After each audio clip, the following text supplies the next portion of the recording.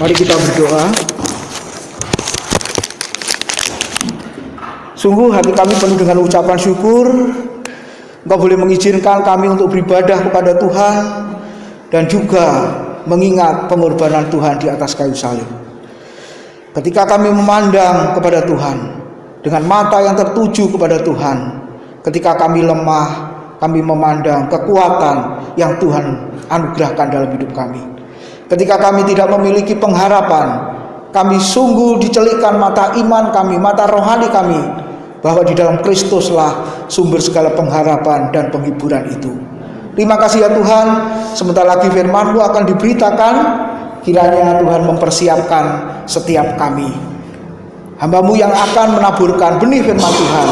Kiranya Engkau yang mengurapi dan memakai menjadi saluran berkat pada pagi hari ini. Terima kasih ya Tuhan. Dalam nama Tuhan Yesus kami sambut firman Tuhan. Amin.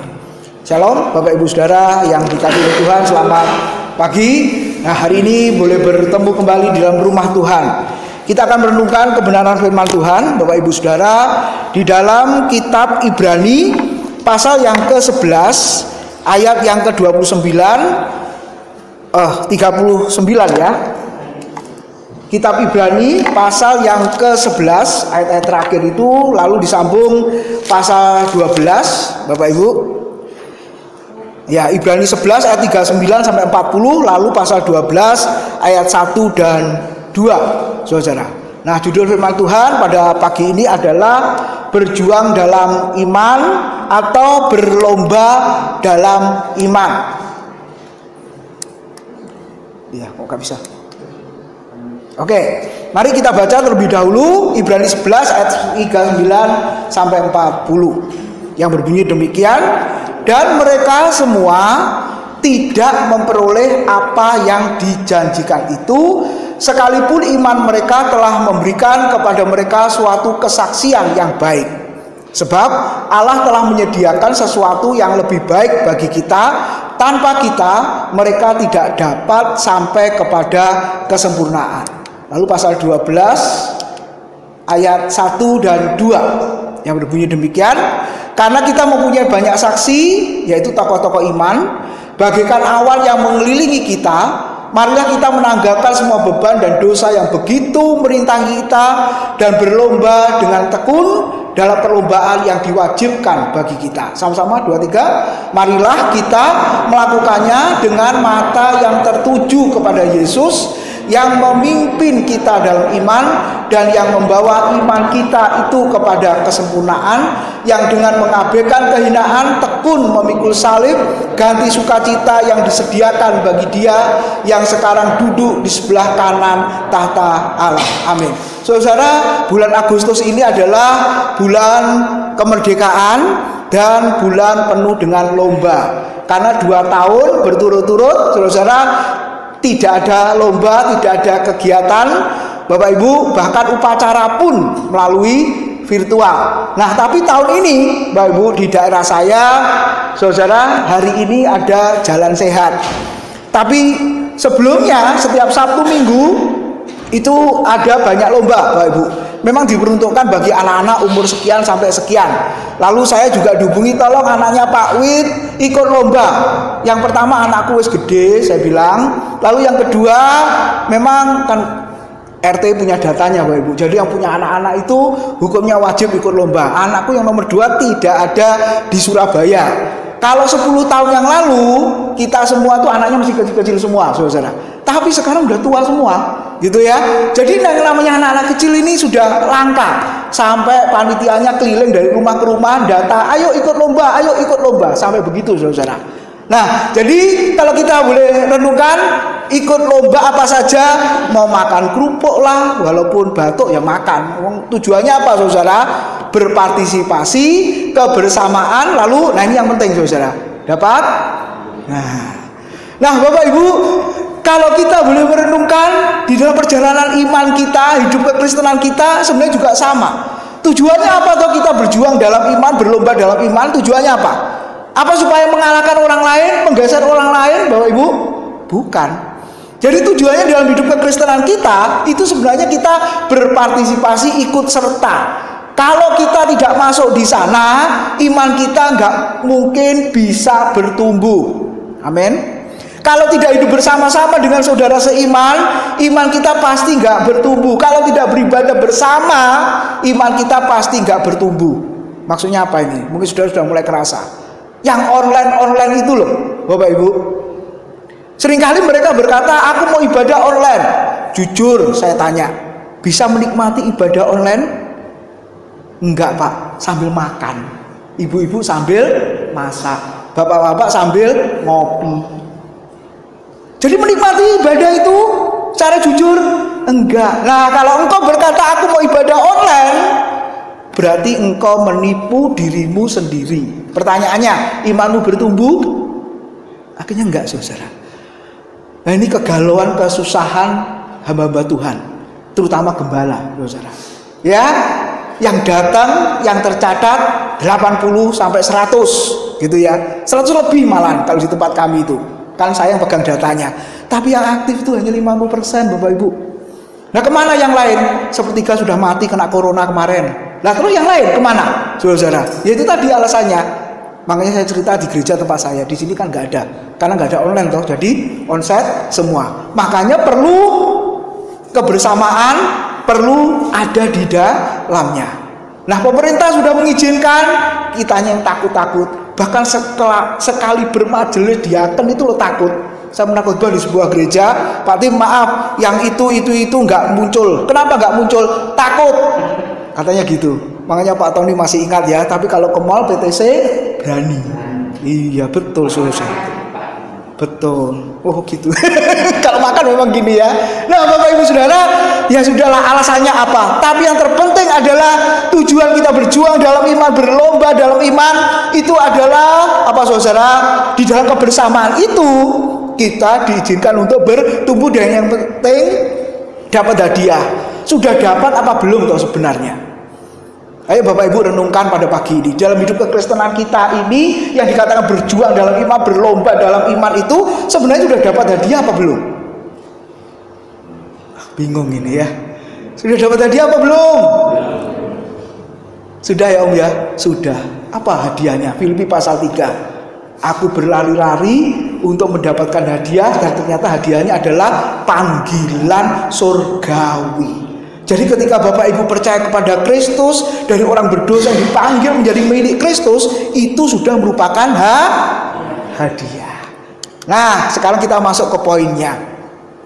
Seringkali orang berkata aku beriman, tapi sebenarnya dia ingin atau justru sebenarnya dia nekat.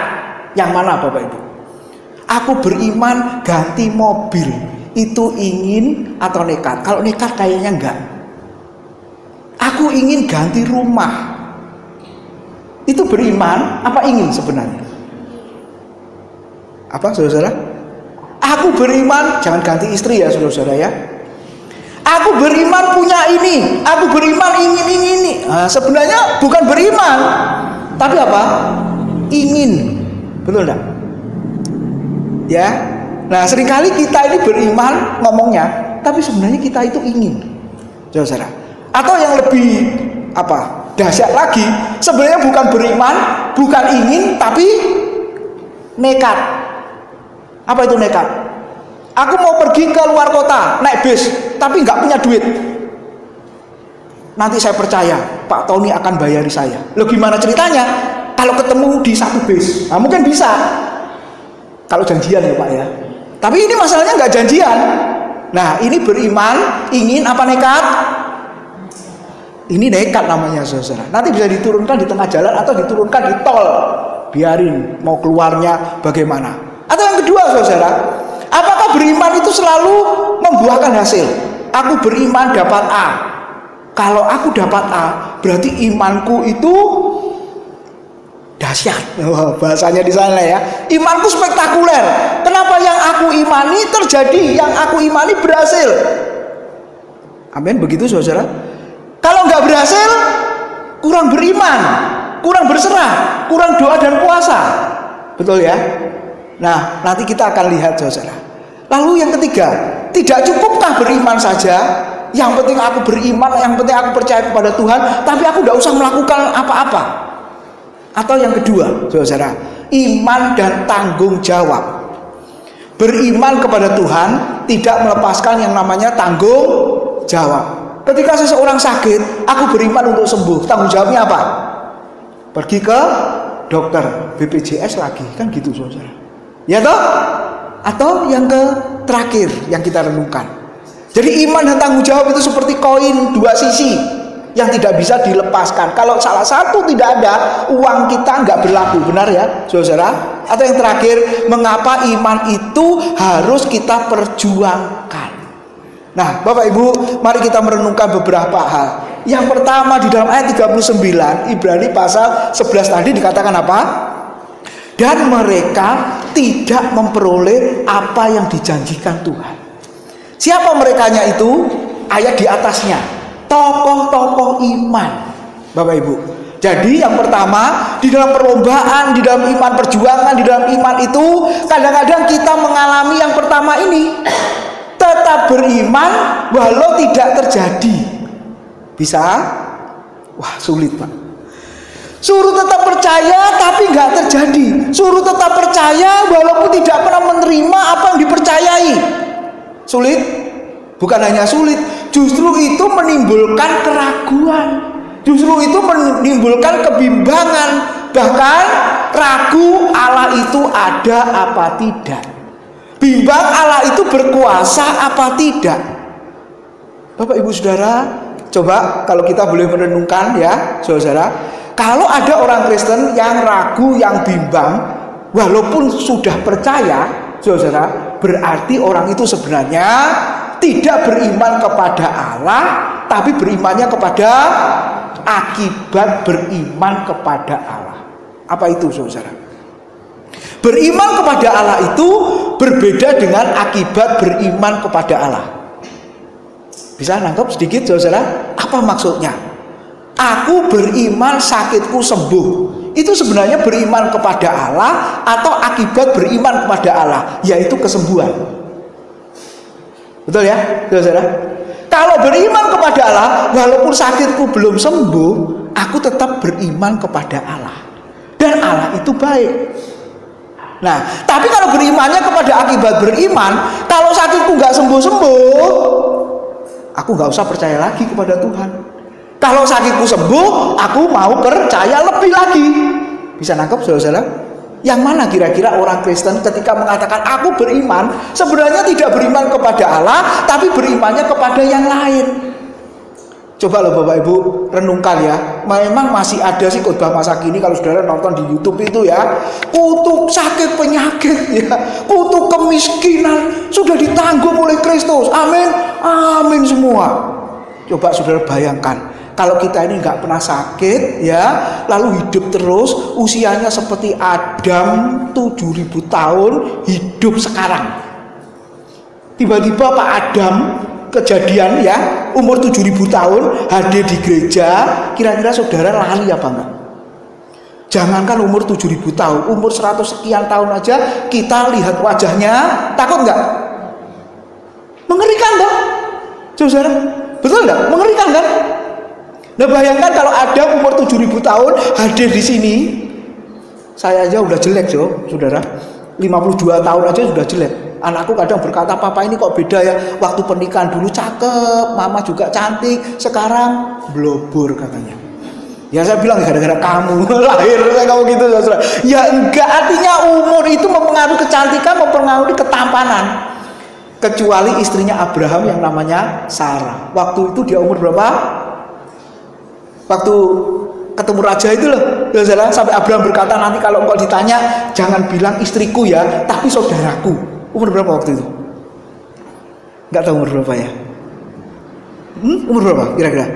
70-an tahun loh. Kalau sekarang umur 70 tahun, dan kita berkata Sarah itu sangat elok ya, sangat cantik sampai raja itu jatuh cinta.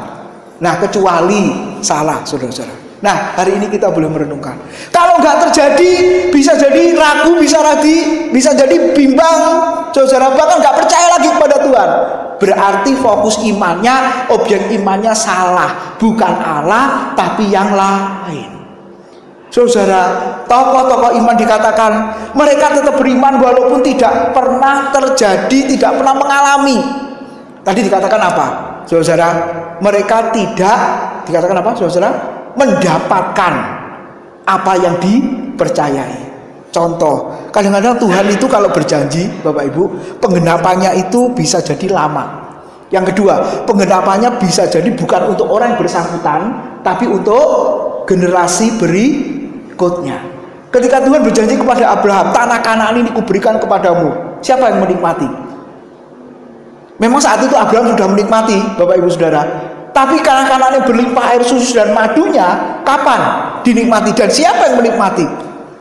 Karena zaman Abraham tanah Kanaan itu penuh dengan kekeringan, kekurangan, bahkan kelaparan, sehingga Abraham pindah.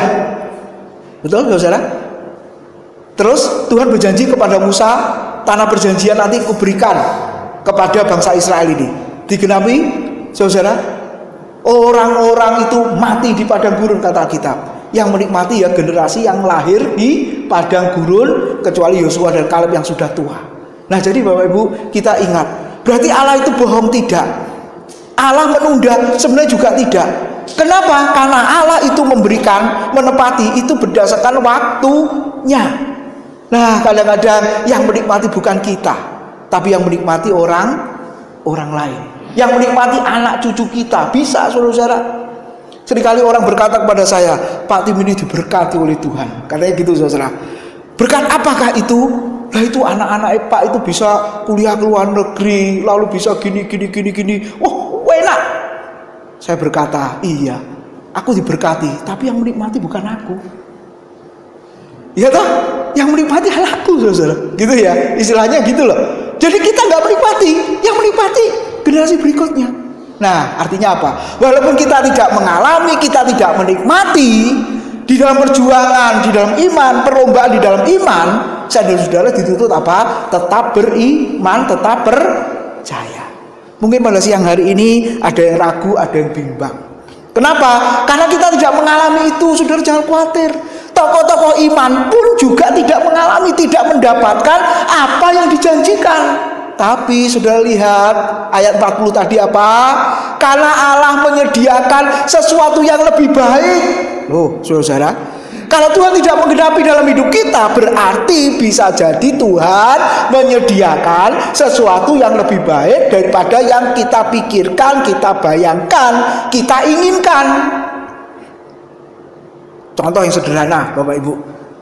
Sebelum saya masuk di STT yang sekarang ya, saya ini sudah melamar ke semua STT di Surabaya. Tidak ada satupun yang terima saya. Loh, bayangkan, sudah punya S3 ditolak loh. Bayangkan saudara-saudara. Saya merasa stres juga ya. Ternyata apa yang terjadi, saudara? Perlu waktu berapa lama itu saya nunggu, saya nganggur itu. Nganggur dan ngajar maksudnya. 2 tahun, Bapak Ibu. Nah, setelah itu tiba-tiba ditelepon, Pak, terima, gini, sampai sekarang. Lalu saya merenungkan, iya. Allah menyediakan sesuatu yang lebih baik. STT yang lebih baik dari semua yang saya lamar itu. Bapak Ibu sekalian. Sampai semua orang itu iri, kamu kok bisa masuk ke sana ya? Ya gak tahu. Pokoknya semua tak masukin lamaran.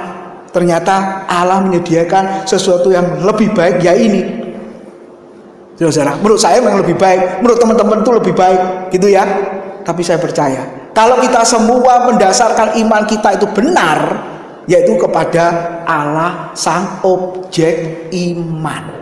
Fokus iman, tujuan iman itu Allah, bukan yang lain, Bapak Ibu. Nah, kalau kita tetap beriman kepada Allah, walaupun tidak terjadi, walaupun tidak mengalami, walaupun tidak mendapatkan kita inginkan, saya dan saudara tetap percaya kepada Allah. Amin. Nah, sekarang yang kedua, Bapak Ibu. Yang kedua, kita boleh merenungkan tadi pasal 12 ayat 1 dikatakan ada beban dan dosa yang kadang-kadang menghalangi di dalam perlombaan iman kita. Ada beban dan dosa yang menghalangi apa, saudara? Perjuangan di dalam iman kita. Nah, firman Tuhan penulis surat Ibrani mengingatkan, ada banyak saksi yang mengelilingi kita, bagaikan awan yang ada di sekitar kita. Saudara keluar lihat langit, gitu ya. awan, kecuali tadi pagi berangkat aja kok gelap ya saudara, bener sampai sini beres gitu ya saudara. Wah, dalam hati saya ini tantangan bagi jemaat, hadir apa enggak ini pas waktunya ibadah. Wah, enggak hujan aja minta ampun saudara, didorong-dorong kenapa tak mau maju, ditarik-tarik kenapa tak mau datang. Lagu sekolah minggu itu loh, Tuhan Yesus telah lama menunggumu. Loh, kita nggak datang-datang saudara. Iya toh, Yesus sudah hadir di gereja sebelum kita hadir. Dia sudah menunggu kita, tapi kitanya yang nggak datang. Bayangkan saudara, sudah janjian sama orang tapi orangnya nggak datang. Kecewa nggak saudara? Berapa banyak sebenarnya kalau Tuhan Yesus itu sama seperti kita, dia paling banyak yang dikecewakan oleh umatnya. Dia paling banyak dikecewakan oleh orang percaya. Dia yang paling banyak dikecewakan oleh hamba-hamba Tuhan. Tapi Yesus sebagai manusia yang berbeda dengan kita. Nah Bapak Ibu, apakah sebagai perintah itu beban? Sebenarnya konteks beban di sini ya Bapak Ibu Saudara, itu adalah mencintai dunia ini. Gitu ya, mencintai apa yang ada di dunia. Rasul Yohanes pernah mengatakan apa, saudara? Kalau ada orang yang mencintai dunia, maka kasih akan Bapa tidak ada di dalam orang itu. Nah, apakah yang ada di dalam dunia itu? Ada 3 ya, keinginan mata, keinginan daging, dan keangkuhan hidup. Barang siapa mencintai semuanya itu, dia akan binasa. Sebab dunia dengan segala isinya pasti binasa. Tetapi orang yang melakukan kehendak Allah, dia akan mendapatkan hidup yang kekal. Ada Allah, ada yang lain. Ada Tuhan, ada yang lain. Mana yang kita prioritaskan, mana yang kita cintai, dan mana yang berdampak kepada kekekalan. Bapak Ibu Saudara, Yesus pernah berkata, buat apa kamu semua memperoleh seisi dunia, tetapi jiwamu binasa. Memang kedua hal ini kita butuhkan, yang duniawi, yang materi, dan yang non materi. Selagi kita masih hidup di dalam dunia. Kalau ada orang yang berkata, aku nggak perlu halal di dunia, mobil nggak perlu, motor nggak perlu, kendaraan nggak perlu, bagaimana bisa datang ke sini tempat waktu? Pasti terlambat ya, karena semuanya itu untuk mempermudah kita. Berarti orang itu harus tinggal di dunia yang lain, saudara. Tapi kalau masih di sini kita perlu itu. Tapi ada hal yang sangat penting yang berdampak kepada kekekalan. Apakah itu berkat non materi? Apakah itu saudara? Cinta Tuhan, prioritas kepada Tuhan. Iman kita nantinya tertuju, bagian yang ketiga yang terakhir, tertuju kepada Yesus itu. Nah, jadi kalau begitu kita boleh mengoreksi hidup kita. Yang jadi prioritas dalam hidup kita ini Tuhan, apa yang lain. Dan itu merupakan beban. Ingat tokoh-tokoh iman, Abraham, siapa lagi, banyak tokoh-tokoh iman. Lihat Bapak Ibu, mereka juga kaya raya, mereka juga super sibuk dalam pekerjaan dan pelayanannya. Bayangkan saudara, tapi mereka masih memprioritaskan Tuhan. Ada anak Tuhan yang menjawab pada saya begini, Pak, orang zaman Alkitab, terutama perjanjian baru itu nganggur semua Pak. Makanya mereka bisa setiap hari bertekun dalam pengajaran para rasul. Setiap hari mereka ada di dalam bait suci. Setiap saat, setiap waktu ada di dalam rumah Tuhan. Lalu saya berkata kepada dia, kamu salah. Orang pada zaman Alkitab itu juga sama seperti kita. Mereka melakukan aktivitas sama seperti kita. Tapi yang jadi masalah, yang membuat perbedaan adalah hatinya, kerinduannya, niat dan keinginannya, itu yang beda. Sama-sama hidup dalam dunia, sama-sama menikmati segala sesuatu yang ada di dunia. Tapi yang membuat beda apa saudara? Hasratnya, keinginannya. Justru di saat sulit seperti ini, apa yang harus kita prioritaskan? Apa yang harus menjadi sandaran dan andalan dalam hidup kita? Nah, kadang-kadang orang Kristen lupa di sana kan. Makanya hari ini kita boleh belajar, itu semua adalah beban sebagai perintah. Lalu yang kedua dikatakan dosa. Nah, ini secara cepat saja, dosa warisan, dosa pikiran, di hati, perkataan, perbuatan. Makanya tadi ada doa pengakuan dosa ya Bapak Ibu Saudara. Gereja kami juga akhirnya ada doa pengakuan dosa sebelum ibadah gitu. Masalahnya apa saudara? Kita ini menghadap Tuhan layak apa tidak? Mari kita muliakan Tuhan, kita sembah Dia. Oke, nggak masalah. Tapi masalahnya kita melihat diri kita ini loh layak apa tidak, berkenan di hadapan Tuhan apa tidak. Kalau dosa warisan sudah diselesaikan oleh Kristus, kita nggak perlu minta ampun. Yesus mati di atas kayu salib, Dia berkata sudah selesai, sudah genap, mengampuni dosa kita, Bapak Ibu Saudara ya. Bahkan tidak mengingat dosa kita lagi, itu memang iya. Tapi ada yang kedua, yaitu di pikiran, di hati, perkataan, perbuatan. Ini terus muncul. Kenapa saudara? Karena kita ini kan mantan orang berdosa. Boleh dikatakan kita ini para pendosa-pendosa. Kalau ada orang yang keluar dari penjara, namanya kan mantan narapidana. Ada surat keterangannya. Kalau orang seperti ini mau ngelamar pekerjaan apapun sulit ya, Bapak Ibu Saudara, kecuali jadi pendeta. Iya, boleh nggak ya? Kayaknya langsung diterima itu saudara. Ya, Yesus saja mengampuni orang berdosa, masa gereja tidak mengampuni orang berdosa? Tapi harus tunjukkan buah pertobatan dulu kan. Nah, bagaimana sebutan mantan napi itu hilang? Kapan, Bapak Ibu? Kalau orang itu pasti berubah, betul? Menunjukkan buah pertobatan, buah perubahan. Lama-kelamaan mantan napi, sebutan mantan napi itu akan hilang. Nah, saya dan saudara memang mantan orang berdosa. Apa kita ini pengen terus dikatakan mantan orang berdosa?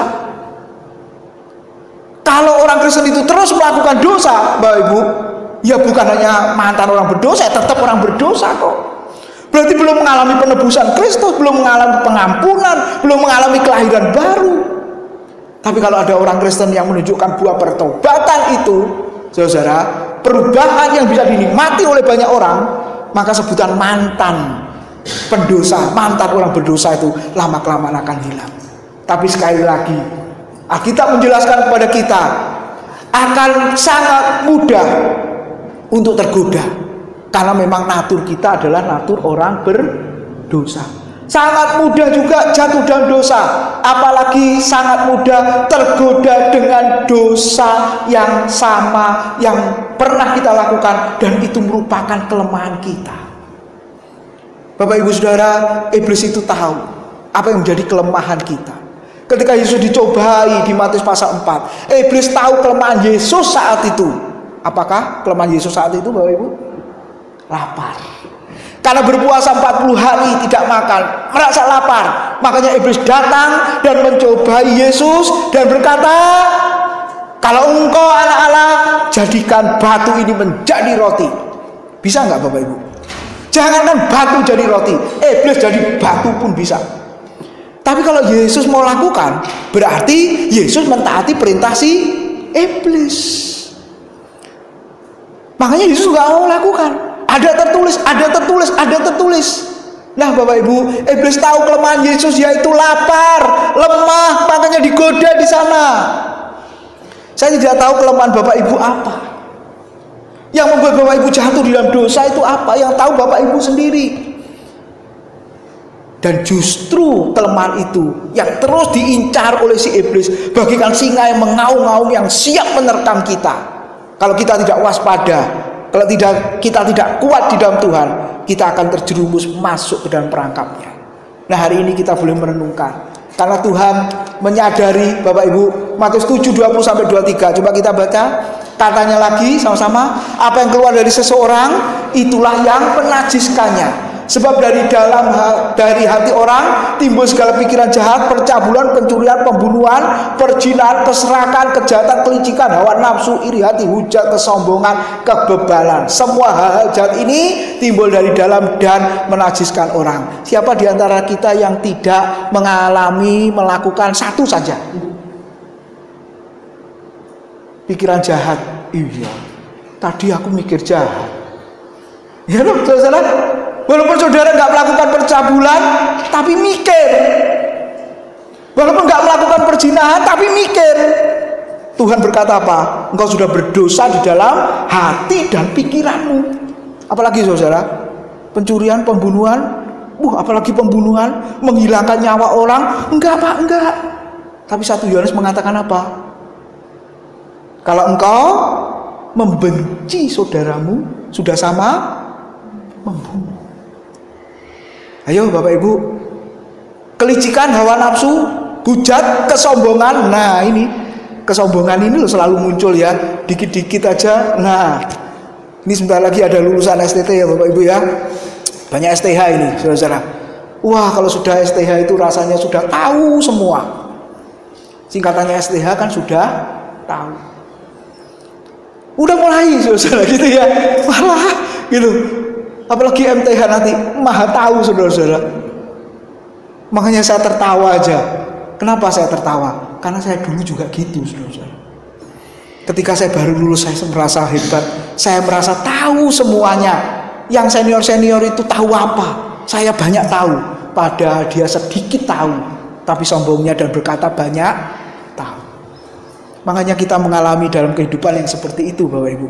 Dalam segala aspek, dalam segala bidang itu selalu muncul. Makanya Tuhan selalu berkata ya, apa yang dari keluar dari seseorang itulah yang menajiskan. Jadi hati-hati di situ. Maka firman Tuhan berkata, merupakan halangan, merupakan rintangan yang namanya beban dan dosa itu.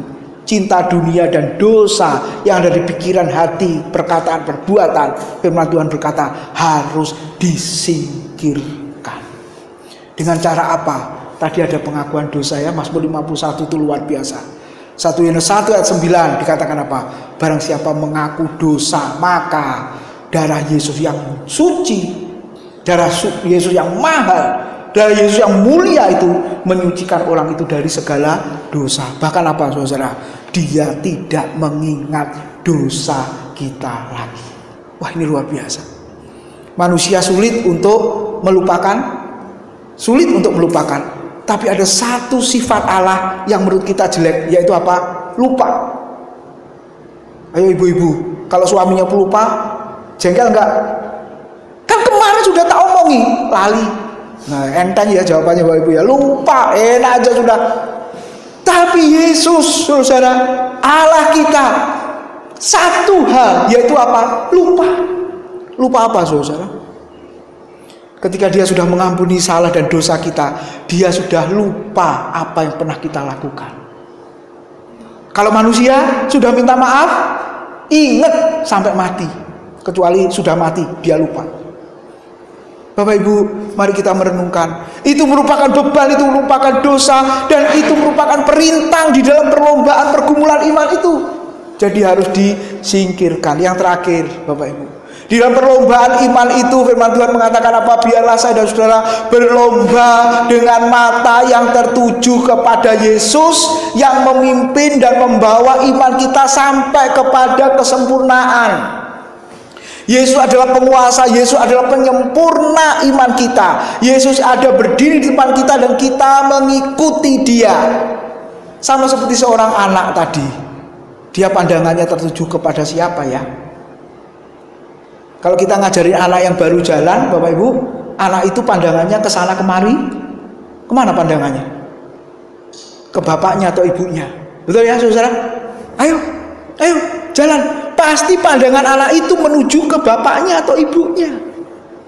Ketika pandangannya tertuju pada bapaknya atau ibunya, mudah jatuh enggak? Walaupun kemungkinan besar bisa jatuh, Bapak Ibu.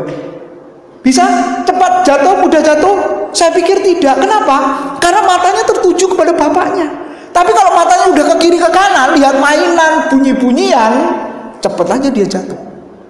Nah, orang percaya kan sama sebenarnya saudara. Ketika dikatakan di dalam perlombaan iman itu, mata saya, mata saudara harus tertuju kepada Yesus. Kita harus fokus kepada Yesus, bukan kepada yang lain. Walaupun ada kemungkinan kita bisa jatuh, iya bisa, ada. Karena kita natur orang berdosa. Tapi kalau fokus kita, pandangan kita tetap tertuju kepada Yesus, minimal kejatuhan kita itu sangat kecil kemungkinannya. Satu contoh Matius 14:28-31. Ceritanya Yesus berjalan di atas air ya. Dan ada satu murid yang namanya Petrus. Ini Petrus ini luar biasa. Dan sebenarnya dia bisa sombong ya, dibanding murid yang lain. Kamu semua gak pernah berjalan di atas air kan? Loh, ya loh saudara. Nanti di surga kita tanya Om Petrus ya. Om Petrus luar biasa loh, kita semua gak pernah berjalan di atas air, engkau bisa berjalan di atas air. Lalu dia mengatakan dan menambahi, iya benar aku bisa, tapi setelah itu aku jatuh. tenggelam. Kenapa saudara? Coba lihat. Lalu Petrus berseru dan menjawab dia, Matius 14:28 ayat 31. Tuhan, apabila engkau itu, suruhlah aku datang kepadamu berjalan di atas air. Kata Yesus, datanglah. Maka Petrus turun dari perahu dan berjalan di atas air mendapatkan Yesus. Tetapi ketika dirasanya tiupan angin, nah Bapak Ibu, takutlah ia dan mulai tenggelam, lalu berteriak, Tuhan, tolonglah aku, sebab kalau tidak aku binasa. Apa artinya saudara? Pertamanya sudah fokus. Nah, karena di sekeliling itu keadaannya ada angin, ya saudara, tiupan angin, wah, bahkan dikatakan dirasanya tiupan angin itu, maka takutlah kepada Yesus. Berarti fokusnya sudah tidak ke Yesus lagi, fokusnya ke keadaan sekeliling. Bapak Ibu, siapa di antara kita yang nggak punya masalah pergumulan? Ya, jemaat kadang-kadang ngeluhnya begitu. Kalau di dalam doa malam itu selalu kita list, siapa yang mau dibantu doa silakan tulis. Waduh saudara, doa syafaat dibagi-bagi. Tapi kalau urusan masalah jemaat diserahkan ke hamba Tuhannya, saya atau Pak Bambang, rekan hamba Tuhan. Sudah, jemaat sudah sepakat, pengurus sudah sepakat. Pokoknya kalau urusan jemaat biar Bapak Gembala saja. Gitu ya. Waduh saudara, ada yang kanker lah, ada yang gak punya kerjaan lah, ada yang bangkrut lah, ada yang utangnya banyak lah. Coba gimana? Ya saya hanya berkata, tetap fokus kepada Yesus. Itu seperti angin sepoi-sepoi, mungkin angin yang kencang, keadaan sekeliling yang tidak mendukung, tapi firman Tuhan mengajar kepada kita, kita harus memiliki mata pandangan yang tertuju pada Yesus. Sebab kalau tidak, nanti kita kalah. Di dalam perlombaan itu kita kalah. Karena hidup kita sesungguhnya adalah perjuangan perlombaan iman. Lalu berikutnya dikatakan apa saudara? Ayat 31. Segera Yesus mengulurkan tangannya memegang Petrus dan berkata, hei orang yang kurang percaya, mengapa engkau bimbang? Saudara, percaya dan jangan bimbang. Tapi seringkali kita kan bimbang toh saudara-saudara. Tuhan sampai mengatakan jangan kamu khawatir. Dalam hal apa? Kita yang tidak boleh khawatir. Hati-hati Bapak Ibu. Simple, sepele, dan itu ada dalam hidup kita sehari-hari. Kita nggak boleh khawatir. Apakah itu? Makan, minum, pakai. Ya, rumah pun juga nggak dikatakan kamu harus khawatir loh. Kenapa? Karena bisa ngontrak atau ngekos. Walaupun bisa beli rumah, nanti beli ke Bu Meme, saudara-saudara. Dia juragan rumah soalnya. Ya, masalahnya apa, saudara? Toh kalau kita nggak ada pun rumah nggak kita bawa toh, saudara-saudara, ke kuburan, betul nggak? Sebenarnya itu ya bukan milik kita ya. Makanya ada orang yang kaya yang berkata begini, aku punya rumah banyak, tanah banyak. Terus nanti kalau tidak saya jual, itu untuk siapa? Terus kalau seandainya dijual pun, uangnya mungkin miliar atau triliun, untuk apa? Hampir aja saya nyeletuk, ya untuk saya ngomong gitu saudara ya. Enak aja dia ngomong saudara. Yang lain untuk dapat satu rumah aja angel, minta ampun, ini ngomong rumahnya banyak, tanahnya banyak. Lah ya Pak, nanti tak jual itu, terus uangnya ini untuk apa? Diletakkan di mana? Ya gampang, letakkan di rumahku, saya ngomong gitu ya. Kalau seandainya itu terjadi, tapi saya nggak berani saudara-saudara. Loh, orang kaya itu loh ya iso bingung saudara-saudara. Ya lebih baik kita tuh nggak kaya, lebih bingung katanya gitu saudara-saudara. Lebih bingung, enggak loh saudara-saudara. Ya, jadi yang wajar, yang normal saja Tuhan berkata kamu jangan khawatir, makan, minum, pakai itu kamu nggak perlu khawatir. Kalau orang berkata aku nggak bisa makan enak, masih makan nggak? Aku nggak punya rumah yang nyaman, yang enak, tapi masih tinggal di dalam rumah apa enggak saudara? Walaupun kos apa kontrak, iya kan? Saya nggak punya kendaraan Pak, ternyata mobilmu gonta-ganti naik Grab. Loh, saudara, coba.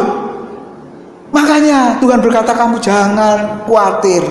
Lihat burung di udara. Wah, itu saya senang sekali. Bukan burung dalam sangkar dan bukan burung dalam sarang. Kalau dalam sangkar, dalam sarang enak karena diberi makan oleh yang punya, betul? Tapi kalau di udara itu artinya apa?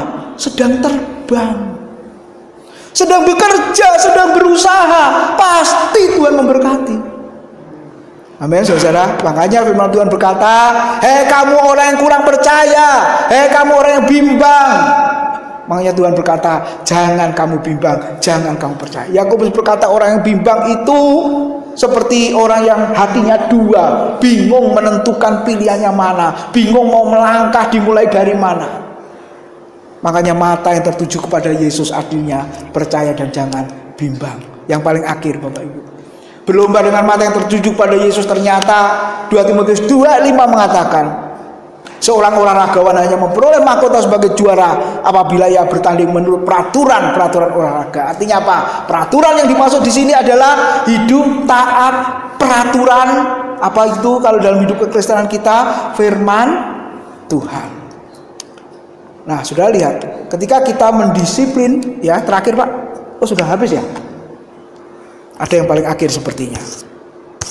Bapak Ibu, apa artinya? Kehidupan orang Kristen menguasai diri ya, dan yang paling akhir Pak boleh dikeluarkan di situ. Nah ini yang penting ya, saudara. Slide terakhir, disiplin dalam anugerah. Akhirnya saudara bisa bertumbuh dalam anugerah. Di dalam perlombaan itu kita berdisiplin, latihan, ikut peraturan, lalu akhirnya kita akan bertumbuh, kita akan memenangkan yang namanya perlombaan itu. 2 Petrus 3:18 terakhir sama-sama 2-3. Tetapi bertumbuhlah dalam kasih karunia dan dalam pengenalan akan Tuhan dan Juru Selamat kita Yesus Kristus, baginya kemuliaan sekarang sampai selama-lamanya. Amin. Tuhan memberkati. Mari kita berdoa. Terima kasih buat kebenaran firman-Mu pada pagi hari ini. Kami bersyukur Engkau sudah memanggil kami ya Tuhan, di dalam perjuangan, di dalam perlombaan iman itu. Tuhan, Kau tolonglah kami. Seringkali kami mengalami halangan, seringkali kami mengalami rintangan, sehingga kami jatuh dan tidak bisa melanjutkan perlombaan itu. Tetapi kami bersyukur Engkau sebagai Tuhan dan Allah kami, yang terus mendorong kami, menarik kami, memberi semangat kepada kami untuk kami bangkit dari pertandingan itu, dan kami akhirnya melanjutkan pertandingan iman kami. Terima kasih ya Tuhan. Berkati jemaat yang sudah mendengarkan firman-Mu. Beri Roh Kudus kemampuan untuk melakukannya. Dalam nama Tuhan Yesus kami sudah berdoa dan mengucap syukur. Amin.